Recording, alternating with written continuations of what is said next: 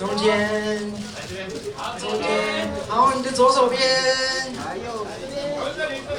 右手边下面，来右手边下面。因为今天中午我爸妈上来台北，然后跟我吃饭的时候，我妈跟我说，我没有想到你竟然这张会入围，对，所以，对，然后我要跟我妈说，所以，对，不止入围，就是我还得奖的。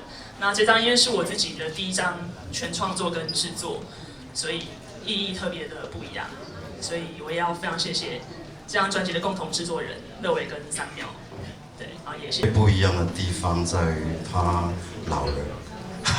就是长手了。我其实拄啊出道的时阵，我是一个为什么会有流氓这个外号？大概是因为我脾气、个性非常的暴躁。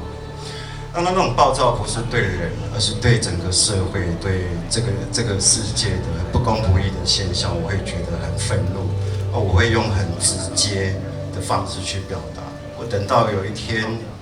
当我已经50岁的时候，我觉得对我来讲最重要的、最大的幸福在于，我可以跟我最爱人在一起，我可以很专心的去做我喜欢做的事情。